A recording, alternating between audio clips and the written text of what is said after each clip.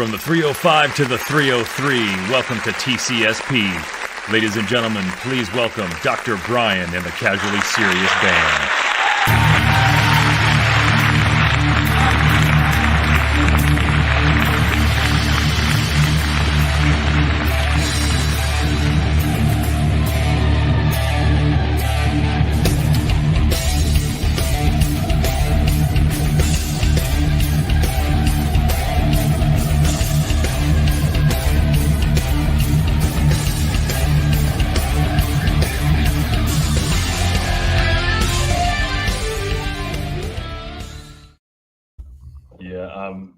I'm willing to bet you are 100% correct that we have absolutely no viewers tonight.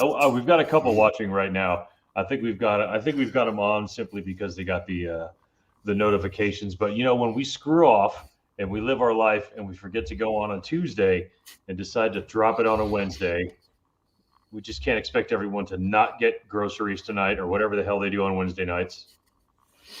Sorry, but we're not interfering with Taco Tuesday at least tonight. See? There's always positives, dude. See how we're thinking ahead all the time? Always positives.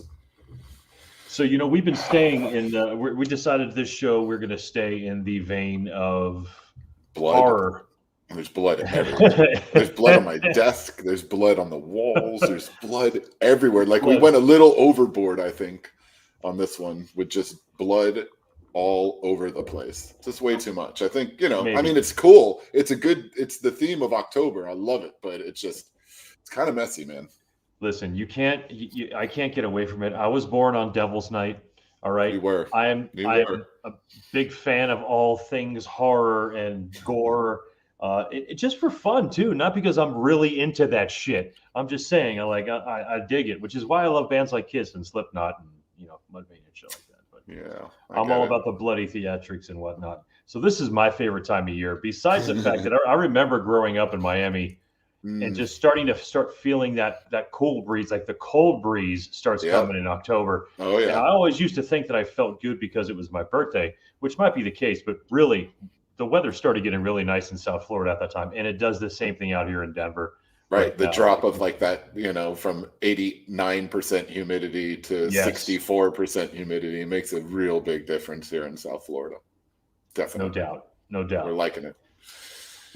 So we've decided, I think last week we went with the best horror, at least in our opinion, what we thought were our top five, top five horror films.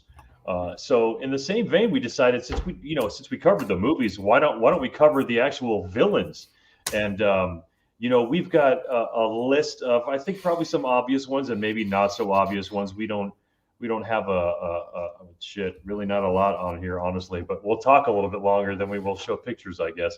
But you know, we've got people know these people for the most part. I think people know the ones we're going to talk about. I think.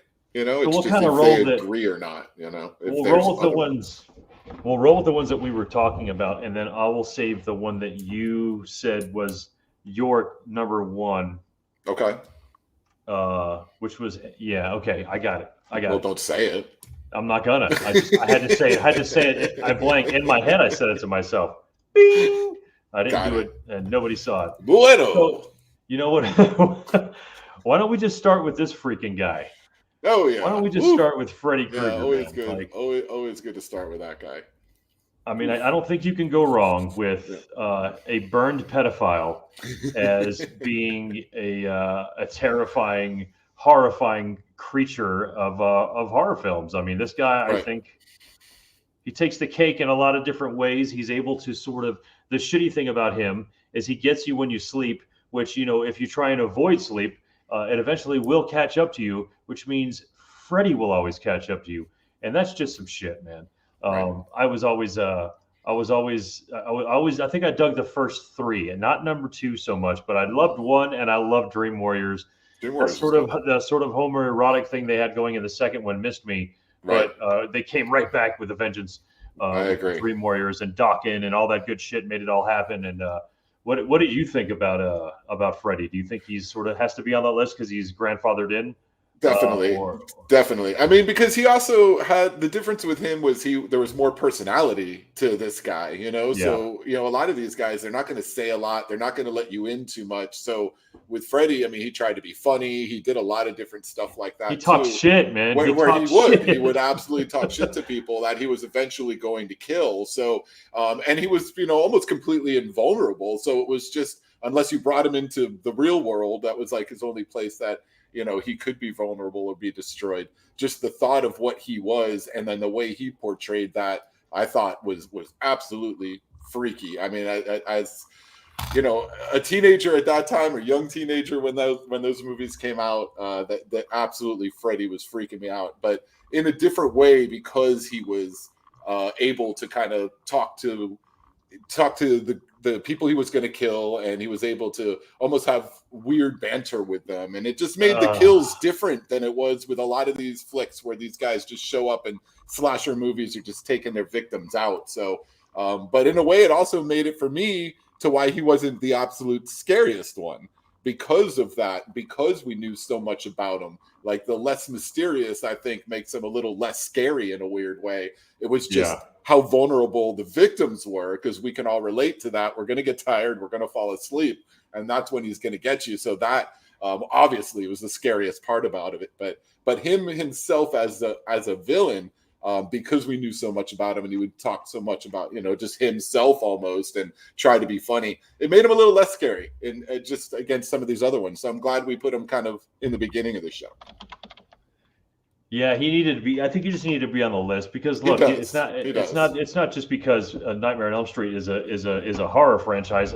We can name probably 3 or 4 horror franchises that have 5 or more movies that suck, you know. But some of these are actually pretty good. They got creative in some ways. I don't think I saw the remake. Let me tell you, man, I'm a purist when it comes to bands. I'm a purist when it comes to my horror films. The only one I strayed from was Rob Zombie's versions of Halloween, which I think are a must-see. They are if you have never seen them, and you are a fan of the original Halloween, you should really see the way he decided to tell some of these stories. Agreed. But yeah, I think Freddy kind of has to be there. He's starting the show. Freddy Krueger, the burnt pedophile, is starting it all off. Bobby Mack, Tammy says, "What's up? Nice set, bloody." One more thing, thanks. One more thing about Freddy, real quick. Also, I mean, he had his own nursery rhyme. What's up, Bob? Yeah, his own nursery rhyme, right? 1, 2, Freddy's coming for you. 3, 4, better lock your door. 5, 6, grab a crucifix. 7, 8, better stay up late. 9, 10, you'll never sleep again. I mean, come on.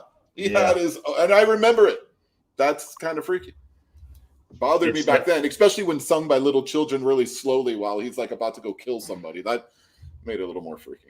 And you know, we're gonna pop back to the theme of the things that I think Ken is terrified of, and that's children having absolutely anything to do with a horror film. Which again, not children overall. I'm not scared of children just walking down the street or anything. I'm just no. Wait a minute. If you saw like a bunch of children just walking down the street, that wouldn't scare you, dude. Right away, I'd be like, "What the fuck is this? What is going on at this playground? Why are all these things here now?" It's not that terrifying. Yes, as used in horror movies, absolutely. We had to throw him on there. Same reason we have to throw this guy up there. Do you know what I mean? You know, Michael Myers, not, you know, yeah, I guess here he is using 1-800-COLLECT. That's a joke for anybody who's over 30. Thank you very much. Here is Michael Myers with something in his neck. The son of a bitch always has something sticking out of him, and fucking just keeps ticking, man. Just kept going. What's your take on Michael Myers? Mine is that while he is terrifying and the old story was very scary, along with him and another famous villain, it pisses me off that he doesn't really have like a weak point where he dies, dude. Like, to me, that ends the terror of it, because there's absolutely no hope of you taking this person out. You just have to maybe find a new house that he doesn't know. I don't know. That's basically it, yeah. But as much as I love the series, and I love that's the reason why I love what Rob Zombie did with the franchise, because he told it from Michael Myers' point of view when he was a kid, growing up and what he went through and what caused him to be fucked up, because you just don't wake up and wanting to kill people. Right. Absolutely. Unless you work in food service. So I think he had to be on that list. What's your opinion on good old Myers? Definitely was a movie that freaked me out, because here's a guy that you don't know anything about. That's pure mystery behind that mask, and that's why he was so freaky to me. The music too, my God. I mean, seriously, that music is just, you can play that anywhere in the dark at night, and I'm gonna be like looking for lights to turn on. That's just the music paired with just the way the movie was filmed, the original ones at least that I kind of remembered watching as a kid. They're dark, and they're just, they kind of, the neighborhoods remind you of your regular neighborhoods, and the houses, your regular houses. And then, these, the things that happen in these places, and the way Michael moves throughout so mysteriously, and just, like you said, he can't be stopped as well, just makes him to be a very, very spooky villain. And, definitely high on my list personally of all of them that affected me when I was younger, for sure, and even more so than well, we'll talk about that one later. I won't get into doing that, but yeah, John Carpenter was the man back in the days. John Carpenter, he did the score for all this. He was just a badass. But there was just something about the fact that you couldn't get rid of him, and the fact that you couldn't get rid of this guy either. That was the one I was going to say. Good old Jason fucking Voorhees over here with, and again, I love what he was and what his story was. I didn't love the fact that he was what everyone would call invincible, or you didn't have a weakness. I will, however, say that if we're talking about the scariest horror villains, I'm going to go with Jason, but I'm going to go with our favorite, my friend. This one right here. Yes. I don't care what anyone says. Before he got his mask. If you give me a Jason Voorhees slamming through a window on your ass with a pillowcase on his freaking pillowcase with just one dude, one hole. He only needed one eye to fuck you up. And that's a good call right there, actually. The pillowcase. I like that. Oh my God, man. And it's from our favorite right here. This one right there. Yep. So, Friday the 13th Part 2 spawned. Everyone says in the movie world that it's the worst sequel. Obviously, you and I know better because of this right here. Do you know what I mean? So good. It's just the sack head, man. It gets me every time. There's something just so terrifying about it. It's like, dude, this is all I've got, right? I don't want you to see my face, but I don't want you to. I also don't want. I don't want anything that's going to be scary, really, in any way. I'm just going to put a sack on my head, which is 5 million times more terrifying, dude. Right. What do you think about Sackhead Jason, which is what I call him? No, that's a great call. I didn't think of that. I mean, seriously, that is a much more freakier look than even that hockey mask looking at you, for sure. And that's kind of what I was going to get at with the mask thing with Mike Myers, and then the hockey mask with Jason. To me, that's scarier, man, with just a with just a bag on his head. When I was younger and used to terrify my sister, who's 2 years younger than me, one of my ideas one time was to stand outside her bedroom window with just a sack over my head, a brown paper sack over my head with nothing else on it. I just tapped on her window, and it's dark outside, and she freaked her the hell out, man. I mean, just that's a freaky look. Just any kind of just sack on a head, kind of not being able to see the face at all, not even able to make out anything. Mike Myers had the mask, and this Jason later on with the hockey mask as well, to at least cover the face directly, but not being able to see, directly into somebody's eyes, or just seeing that one eyeball, like you said, even freakier. Whoever's idea that was just fantastic. I mean, so good, dude. It's so really good, really, really, really good. So that's a great call with that, with the sackhead Voorhees before he gets the mask. And I like how they deal with everything, how he finds the mask when he puts that on, later on when he takes the axe to the head of the mask, and then they continue with the chip in the in the mask. There, you got it. You even got this shot, man. You're so good. It's great. You got our team here is just incredible. It's like I say it and it shows up, man. Anyway, Voorhees is absolutely at the top, because it was another one at the age that I was, and when I'm watching these films, that freaked me out. And certainly being in any wooded situation with a lake, it's not, God, it's all similar to Camp Crystal Lake, man. Every single one of them, every camp you can possibly go to. There's a lake out there and there's woods and God forbid similar cabins. Yeah. Oof. Yeah, no, I don't know about all that. That was another one of the things we did. I'm sorry, this is quick because it has to do with Friday the 13th. But my buddy Jay and I, we used to do this about Terrify my sister. He used to get in on it too. So what we did is we showed the scene where the girl was in the canoe at the end, and it was all quiet in the lake, and she's in the canoe all passed out. And we said, hey, Sarah, come here. I'll show you something. She's like, what's this? She hated scary things, anything scary. So we turned it on just before Jason jumped out as a child, jumped out of the water and pulled her in, which is a freaky scene in of itself. So my sister to this day, Sarah, if you're listening, I love you. I'm really sorry. But she says to this day that freaked her out. And for years, she said it messed her up as a kid. So that's a terrible story to tell. But it's just, older brothers, things they do to their younger sisters. And I did terrify her in that way. And sorry, Sarah. Love you. I believe it's one of the original jump scenes. And Sarah, if you're out there, pay attention to what I'm about to say. Uh-oh. Sorry. I'm the baby in the family, so we're he wants to get in on it a little bit. I was always the butt of those. Damn it. Yeah, no, that was one of the, I think, if I think back, I probably am going to say that's probably the first jump scare that I ever had. Right. Oh, yeah. Because other than like my brother jumping out of some freaking, getting me in some way, the first movie jump scare I got, I think that was probably it. And the murders also, to say real quick, between like Mike Myers and Jason Voorhees, the actual killings themselves, Mike Myers generally was coming up on you and he was going to get you. And yeah, there were a few of them where he'd sneak up and he'd get you from somewhere else. But I think Jason, that's what he was the best at. You knew he was coming at you, but then all of a sudden he's not there. And then there's the axe or whatever it might be. Some of the murders themselves are just spectacular. And that's what I think the Friday the 13th franchise has a little bit over the Halloween is just how spectacular, how grotesque, how real looking, just all of it, not real, obviously, but still to the point of what they were doing, and especially in the 80s and early 90s, whatever it was, is incredible. It really was. And to watch that stuff, I always felt like that part was much more gory and I guess freaked me out a little bit more, which I appreciated the Friday the 13th series a little bit more for that reason. 1 through 4. Yeah. I think with the sack thing, he just kind of the way it's sort of roped. Like, see, the thing that a lot of people, I don't think when really they were like kids, the sack.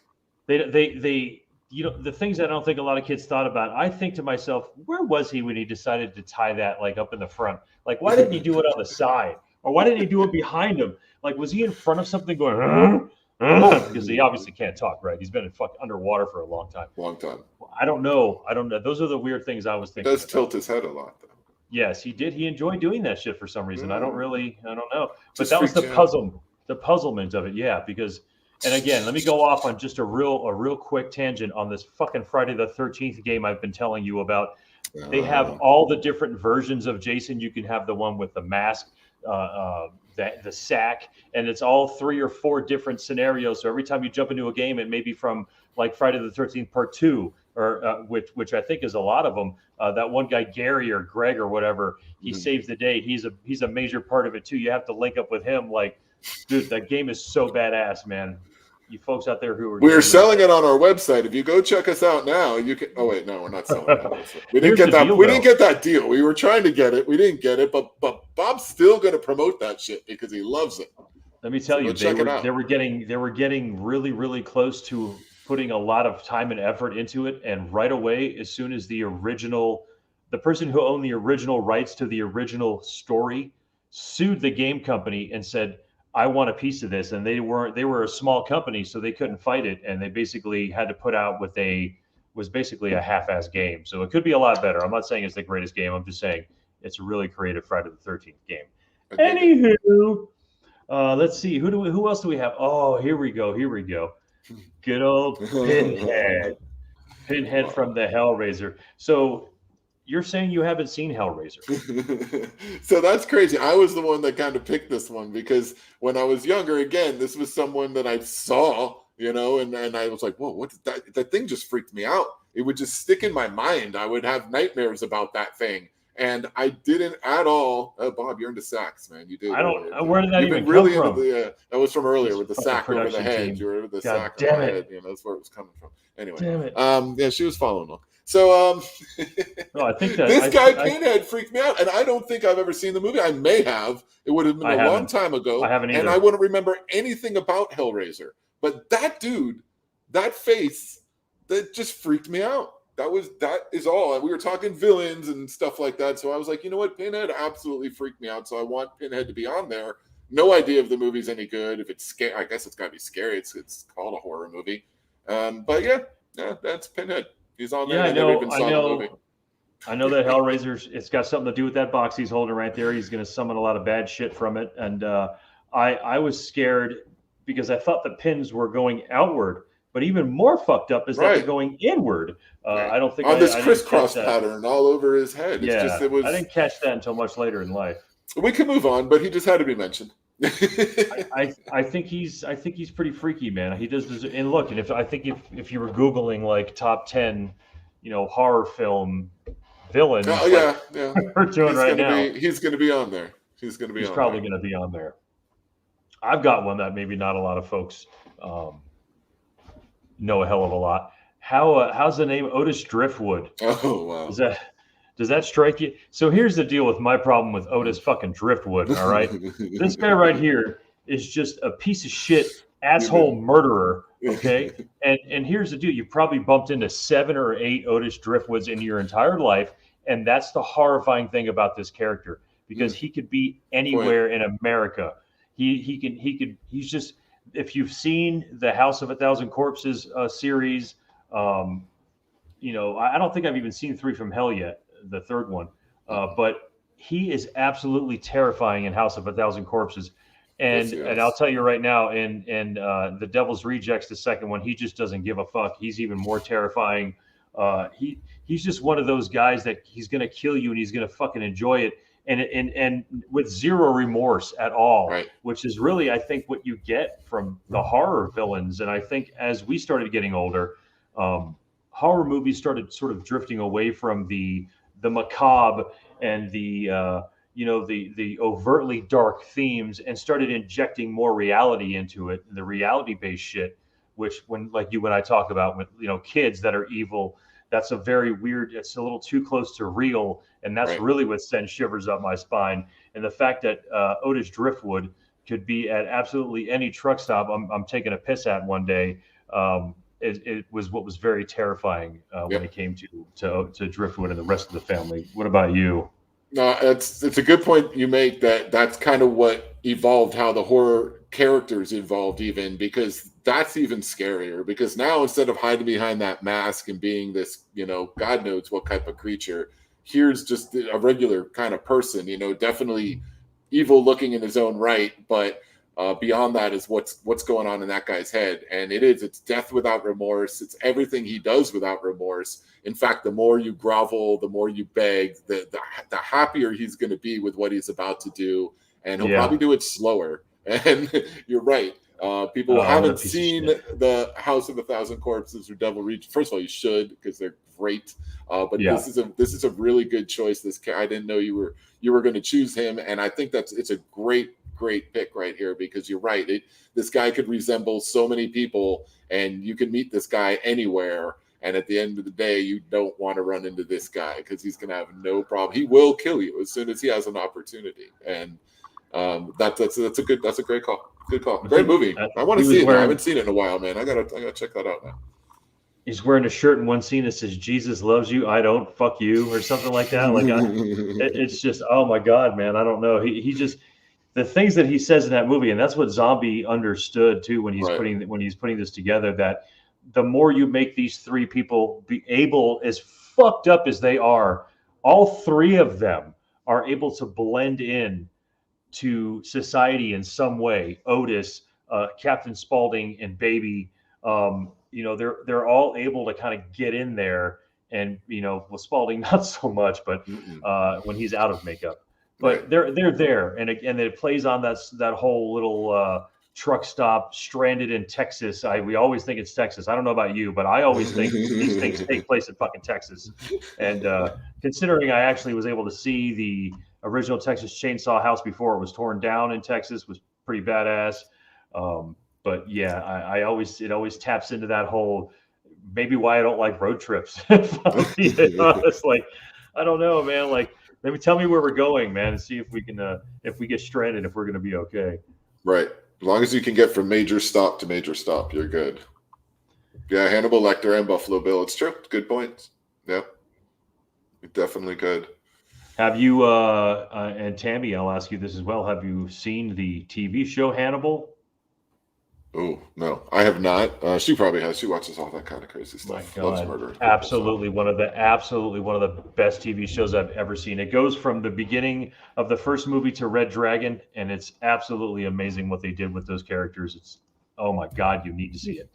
Anywho, yeah, the fact that these folks can be in your neighborhood is, I mean, it's bad enough this fucking guy's there and he's using your phone to make long distance phone calls. But then this guy shows up and he's stealing your beer and he's trying to find his way to put his fingers in you. And it's just a horrible situation. Otis Driftwood is a nasty, nasty, nasty creature. Who else do we have? Oh, we've got a nasty lass that I know you really you don't really love yourself here. Let's bring her up right here for you, buddy. Oh God, man. Oh, this one definitely got me, man. And it was also the same kind of situation, where she just looks like a sweet lady. I mean, not there with the gun and the hypodermic needle, but before those points, this is just any lady that can live next door to you. And obviously it was Kathy Bates' portrayal. I understand it's a Stephen King book. I'm sorry, I'm not a reader. My wife's a big reader, so she talks about how much more incredible the books are. I get it. And not all of them translate that well to the screen. And I know they don't all translate that well to the screen. For me, this one did. This movie was fantastic. I remember one summer I watched it, I think, 5 or 6 times, just that summer alone, over and over again, just because it freaked me out and I couldn't stop watching it for some reason. And don't think I've watched it since, but that freaked me out. This movie definitely freaked me out. She freaked me out. That ankle scene, that is just, that's terrifying. My ankles hurt thinking about it. Whew, yeah, it's just, she's interesting and scary all at the same time. So she belongs on the list. What do you think? Yeah, I fucking think so. I mean, look, she's got the good old James Caan strapped in, man, ready to go. And for those who don't know or have not seen the movie, what happens right here is she puts a very large 2x4 in between the ankles of Mr. Caan and slams both of his ankles inward in something she calls hobbling, which is supposed to make you not move around, which, believe me, if you've ever sprained your ankle, you know how hard it is to move around, let alone get them sledgehammered in the opposite direction in which they're supposed to bend. So, yeah, I'm going to rub my legs real quick. I'm doing that under my desk. Like, all this blood is all over the place, though. So it's again, I know this is one of your choices, and it was not something I thought about right away, but this is another one of those tapping into the reality. Yes. You get stranded in the snow, and you just happen to fall upon a warm cabin, and actually, I don't think that's how that works. But at the same time, it's an anywhere America, anywhere that's cold anyway. And that's the terrifying part of it. And she was such a nice and sweet, oh, hi there, darling, don't even worry about it. Like she did play this very well, man. And I'm glad you mentioned her because she's fucking terrifying, man. I don't like it at all. It's amazing how we've gotten into that, though. It's like we're sitting there showing all these freaky looking creatures and characters, but then as we get to what we find more scary are the ones that are more real, because it's true. Reality is what's scaring you more than looking at this stuff that you can just immediately in your head and say, okay, this isn't real. This is cool, but that's not happening, Right. That guy's not coming at me with all those pins in his head, and Freddy Krueger's arms aren't going to extend to 12 feet. Oh, that was the best scene in the alleyway, dude. Like, freaky, right? It was so bad, but so good. I know. It was like, dude, that's stupid and dumb and silly and dude, still I could totally. still gonna freak I me can run out. under it. I'll run under your arm. It doesn't matter how long they are. Like wrap you up or something, or do something. I don't know, man. It was weird. It was a freaky character. That's a plot hole, dude. Plot hole. Guaranteed. Plot hole. But yeah, Kathy Bates as what was her name? That's Annie Wilkes. Annie Wilkes. Annie Wilkes is the character, at least, that was in the novel. And I think she portrayed the same name. I'm pretty sure she played Annie Wilkes as in the movie as well. I could be wrong about that. I'm not the book guy, but that's how I understand it. And I don't think that follows the sort of horror film. Right. But I think it would have been under a suspense thing, but no, man, it's a horror film. I don't care. She freaked me out. She fucking freaked me out. That movie, that's what horror films should do. They should freak you out. So I don't care in which way they do it. There's many ways to freak people out, spook people, scare people, whatever. But yeah, the more real it is, I feel like certainly the more scary it is to most people. And freaky is definitely what we're rolling into on this one right now, because the initial iteration of this particular horror creature villain was a little bit more tame back when it was a TV series. But good old Pennywise from It. Yeah, man, let me tell you, dude, the new version of It is absolutely not fucking cool in any way. It is like terrible. Dude, I was watching the second one, and at the very beginning, those two guys, one of them just fucking gets eaten by him, and I'm just like, dude, I the way that they shoot that, there's a big giant one, and then he's small and dancing, dude, they really got me really good with that movie, dude. Like Pennywise, this version of Pennywise is absolutely fucking terrifying to me, dude, and I love it, man. What do you think about this? So the thing is, clowns, man. Yeah. It's crazy because at one point in my life, I was going to these big Halloween things and like outdoor parties. So I was living in Tampa, and there's a place called Ybor City, and they do a thing called Guavaween, and everybody gets dressed up and goes up and down the streets. So when I was going to school at USF, we used to do this all the time. I think 2 out of the 4 years I was there, would just dress up as the clown. I didn't like the clowns. It freaked me out. So that's why I thought it'd be perfect for me to be the clown. So I would wear this clown mask and this clown outfit. But the thing was, I wouldn't say a word to anybody. Not that it was no fun to go with to these parties because I didn't talk to anybody. So people just go with me and be like, yeah, I talked to him a little bit on the way or whatever. But then I would just be out there saying nothing to anybody. And it'd freak everybody out. Everybody would get people coming up and down with it. Oh, hey, they want to talk to me. I wouldn't say a word. And just sitting there as a silent clown with a freaky looking clown face is a really, really scary thing. So I just did that for me because I didn't want to see it myself. So I just became that clown. But this dude is definitely freaky. And Pennywise, I don't care which iteration of it, all of them are freaky. And clowns in general are freaky. That's freaky. You don't need to see that. It's just not normal. It's certainly not something that should be at kids' parties. I never understood that. Clowns are crazy. They're weird. They're odd. Tim Curry, man, his version of it was, he really had that overacting thing down well, but he sort of, he didn't do it so much in this movie, right. and that's what really made it so fucking terrifying, because he very much was like, "Hey, Georgie, come here, Georgie," like he was like, you could sort of trust him, and that's what happens when you trust a clown. You're gonna get eaten by the motherfucker. Anybody generally in full makeup. I mean, I don't, whether it's the clown or Gene Simmons. I mean, you just can't trust people in full makeup, man. Yeah, there's something up their sleeve. Gene definitely had a lot of things up their sleeve. Tammy Faye Baker. I mean, there's a lot of them with a lot of makeup, and you just can't trust any of those people. None of them. Yeah. None of them. Take off the makeup, folks. I definitely think Pennywise is up there with the creep factor. Take that down. Come on, man. There's visions in my head now. So good. It's too close to bedtime. So what about this guy right here who also made our list? What do you got? Oh yeah, look at that guy. Jigsaw. I don't like that guy. That guy is that's all he is. For me, it's just a voice. It's not. It's that's Jigsaw to me right here. I mean, but he's a puppet. He's a little tiny thing. But at the end of the day, it's the voice. You do it very well, actually. That sounded very good. But that's the part. That's what got me with all these Saw movies. It has. I mean, because he's the best character. He doesn't have to freaking hardly lift a finger once his game is set and everybody's ready to go. He has a very simple job. But in watching those movies, that's the thing that freaks you out the most. He's almost like a godlike creature because he doesn't have to really physically do anything. Everything's being done within the traps kind of he's set and the game he's set up. And then it's just hearing that voice coming through and knowing that he's in control of everything that's going on. That perception, just as a viewer, it's like it gets spooky to watch something like that. So these are newer movies, I guess, compared to some of them that we're talking about now.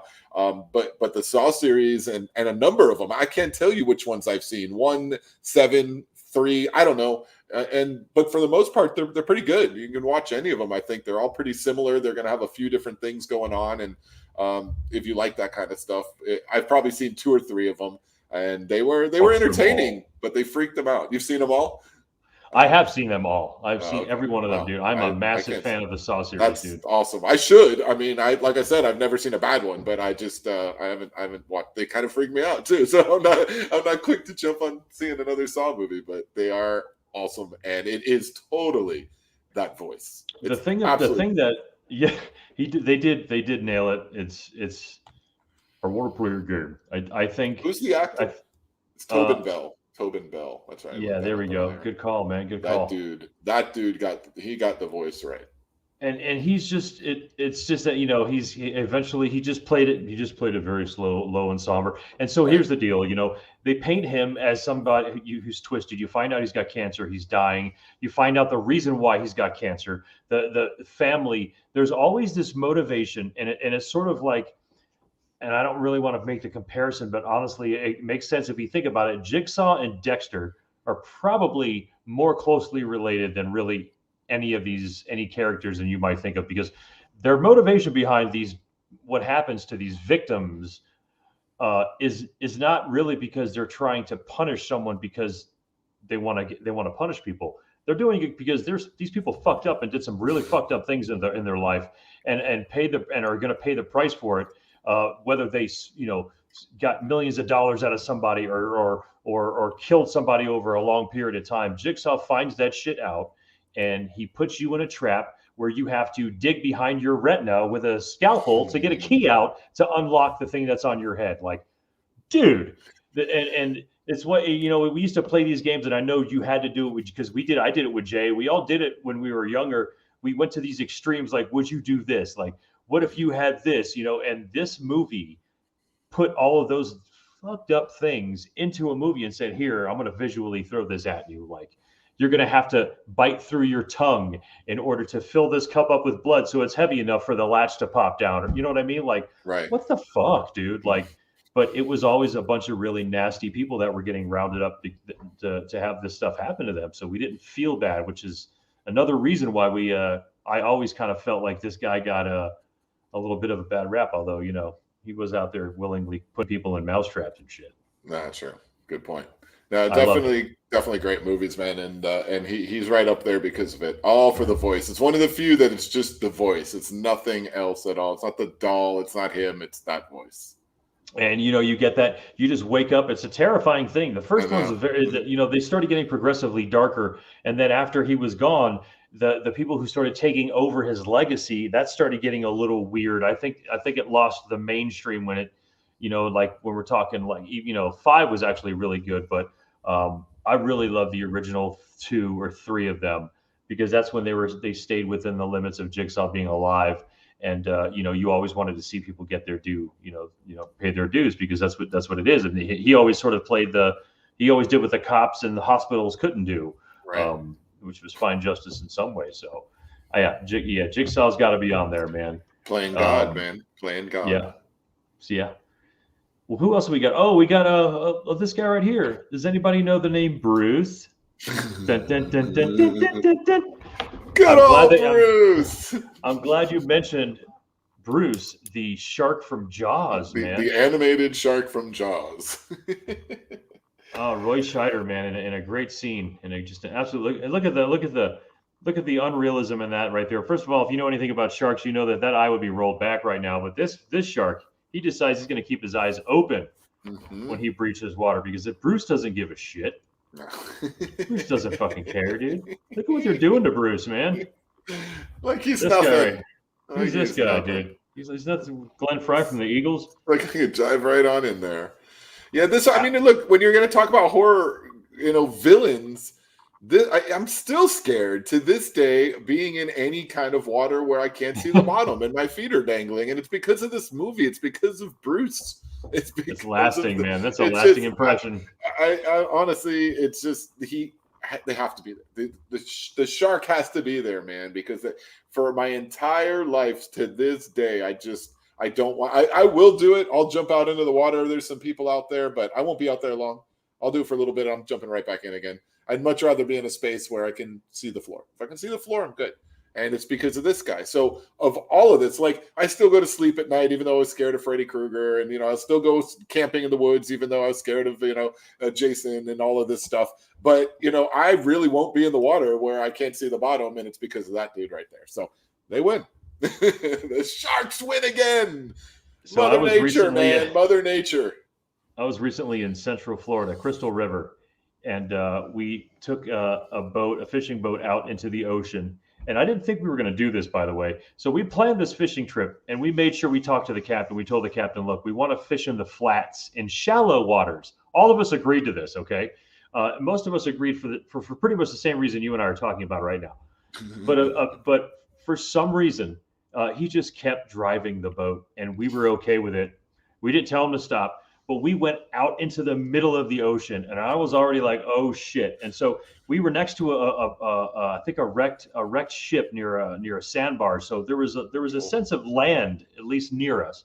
However, I had to pee so bad, and everyone was like, "Dude, just jump in the water." And I'm like, "Oh, so you think that's what a motherfucker's gonna do, right? Oh, so you just want me to jump in the water, right? Like everyone does that." And they're like, "What are you talking about?" I go, "You're out of your fucking mind, dude." I go, "I'm just going to pee into myself right now is what's going to happen because I'm not putting my body in that fucking water." And what I did was I got on the side and I sort of squatted. I know. Well, I didn't. Here's the deal. They had that little ladder and they wanted me to put my feet on the ladder, which it was in the water. I'm like, "It ain't happening, homie." So I just squatted and I sat there for like 3 minutes. I was just thinking of shark, hammerhead. What shark's going to be next to a sandbar? Probably a nurse shark. I could not pee. I said, "You know what? Fuck it. Let's just go, dude." We eventually drove. And I think probably about 45 minutes later, I was just fishing and we were catching fish and I was able to pee off the boat. All right. Yeah, I said it. Yes, but it kept telling me to dangle my feet in the water as if that was something normal fucking people did. And they do. Let me tell you, I'm not normal. Most people do that. Yeah, no, we are on the smaller group of people that won't do stuff like that, especially having being born here and raised here. I'm still here. I still don't do that. I love the ocean though, but in a safe spot. Yeah, I get it. All right. Yes, seen a lot of stuff too.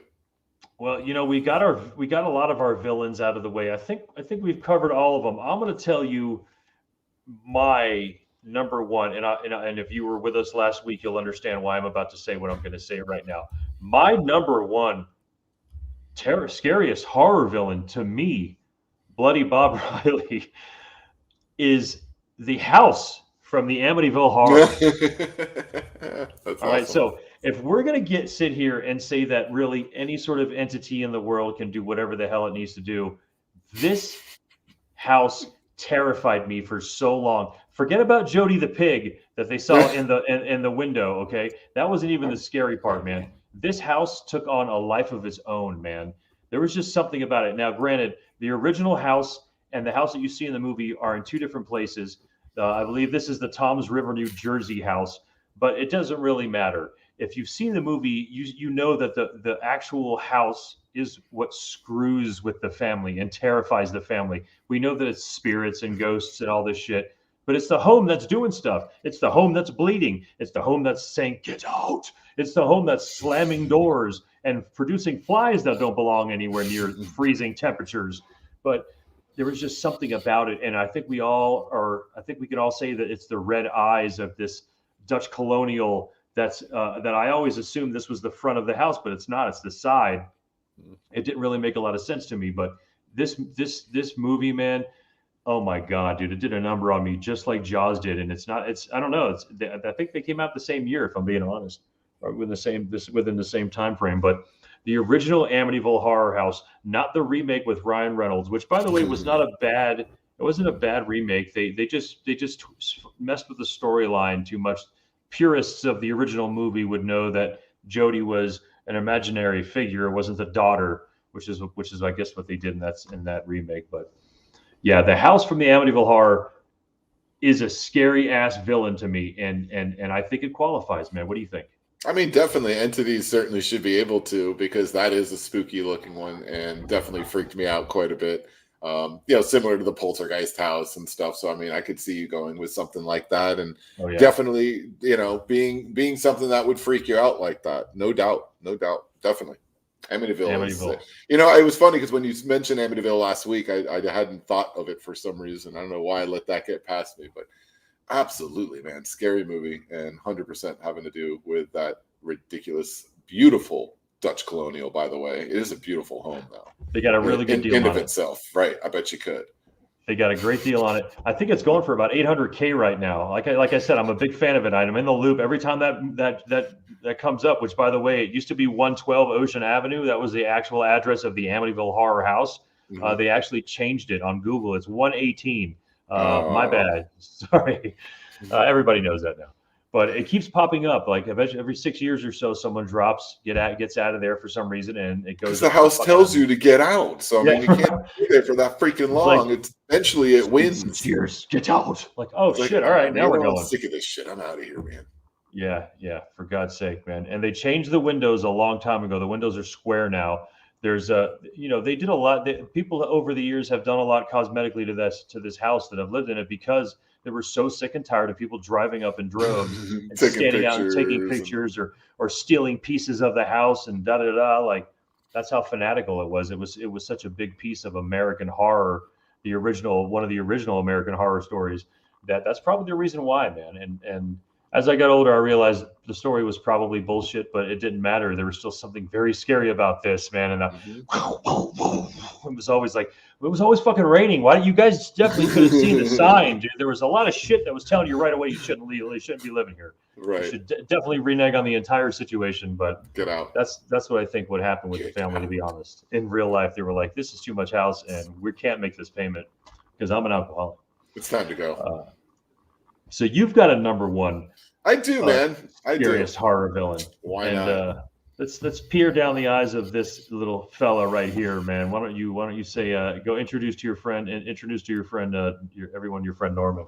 Norman Bates. I mean, Psycho obviously is a movie that I think at my age, certainly when I saw it, the movie obviously came out, I think in the late 50s, early 60s or something. But when I saw it sometime in the early 80s or so, this movie freaked me out because I was, again, looking at a dude that looked like one of my friend's dads.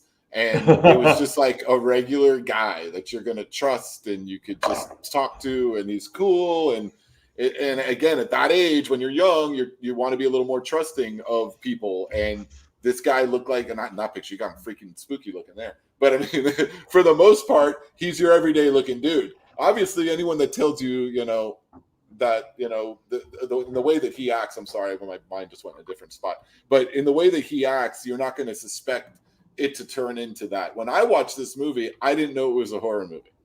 I honestly had no idea what I was watching, just because I was too young to really even understand what I was looking at, to be honest with you. So this movie freaked me out because this guy freaked me out. I couldn't take showers anywhere where there was like shower curtains. I had to leave the curtain open a little bit so that I could see through. To this day, I like to have, something I could see through, transparent glass doors, something like that. So showering is something you do every day as well. So this guy screwed that up for me, just like the darn Jaws and the ocean and this freaking guy and showers. Once again, these are things you do every day.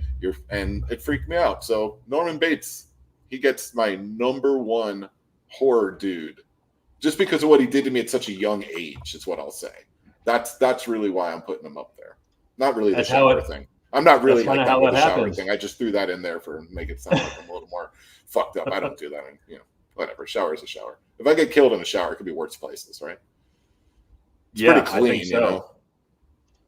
It's a clean, yeah. But you know, and I think that the cool thing about that is that you didn't really see anything back then. So there was not. It was the score, the music, right, that was making right. the sound of the hinting penetration you. of the knife, Yes. and all you saw was like the the rungs being pulled off of the shower curtain. That's how you know that was the finality of her death. Right. So Hitchcock was really smart how he made sure these things were portrayed. And here's another little amazing tidbit right here. So this lady right here, Janet Leigh, right? That's her name. Did I get that right? Jesus Christ, so. I hope I did. Just happens to be the mother of Jamie Lee Curtis. And I think she just dressed like this for the premiere of Halloween Kills, the new movie. So she gave a shout out to her mother, who got murdered in Psycho, which is crazy if you think about it. How she became like synonymous with horror films and Halloween, Jamie Lee Curtis. But yeah, man, Psycho was one of those I don't think I caught until much later.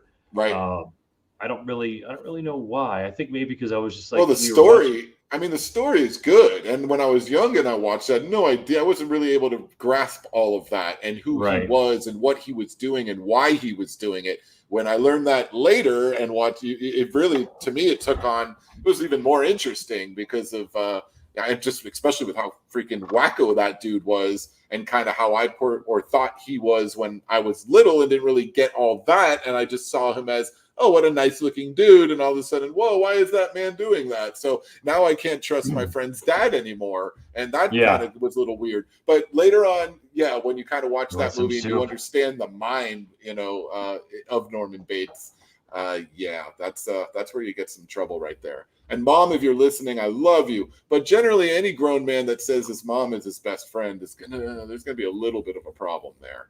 But I love you, Mom. Problem. It's a problem. You're my second best friend.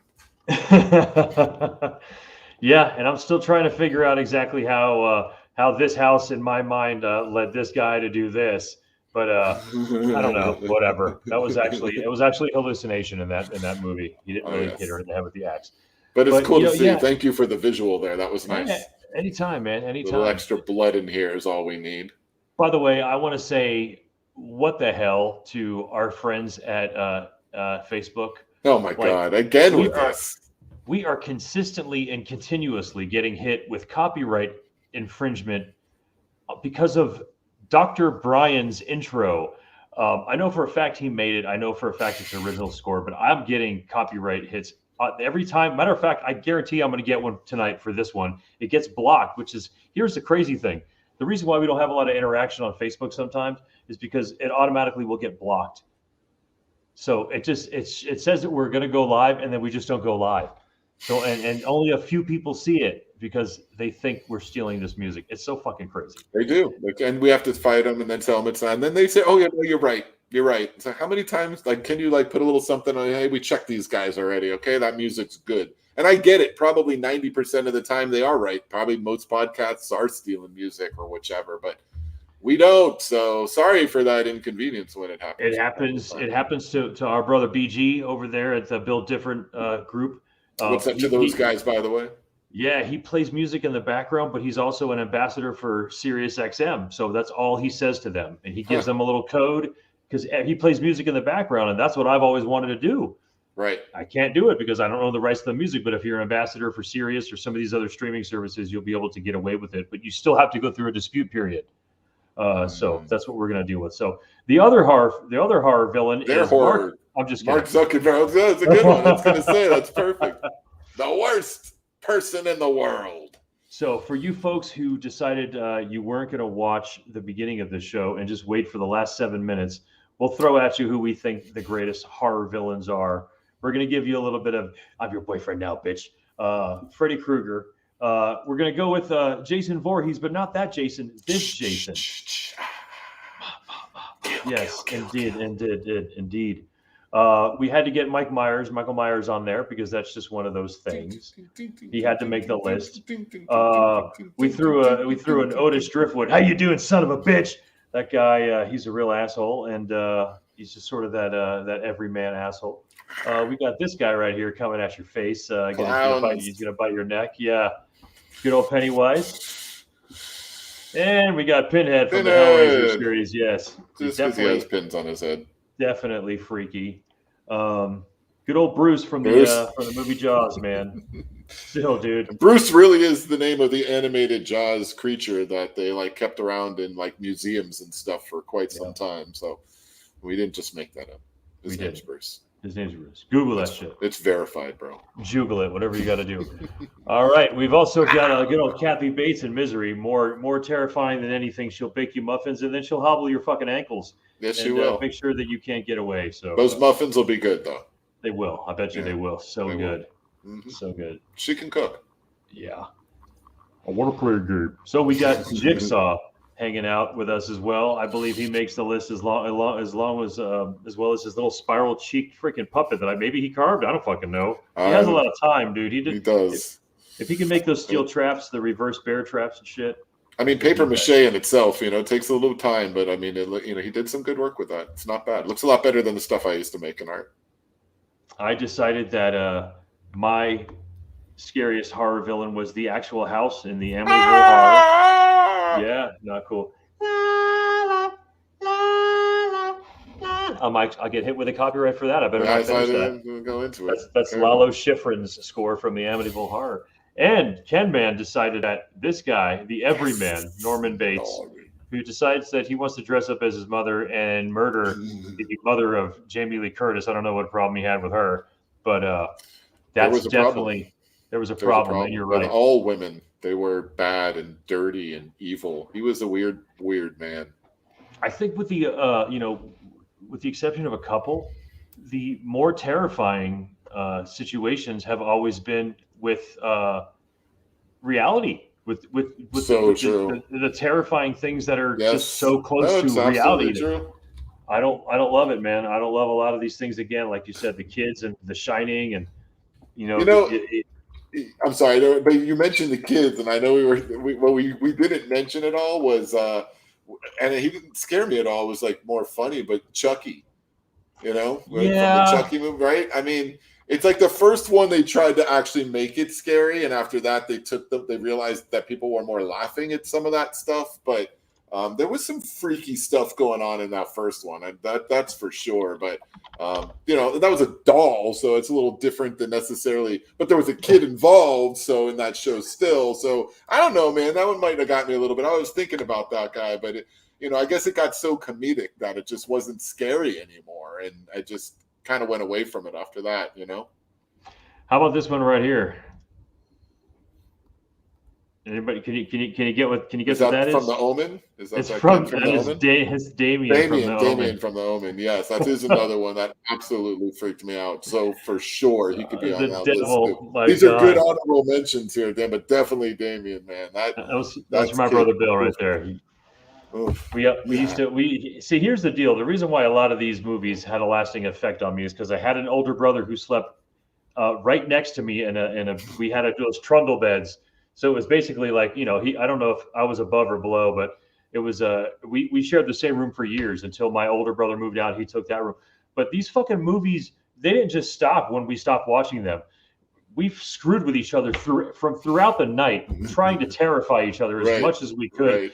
Finding the perfect time to turn on like a red-eyed toy and swing it in someone's face, dude, like when they were sleeping. Dude, we did our best to really, really try and terrify each other, man. So that Amityville thing and all that stuff. I would do that outside my sister's door all the time, just freaking her out with all types of stuff.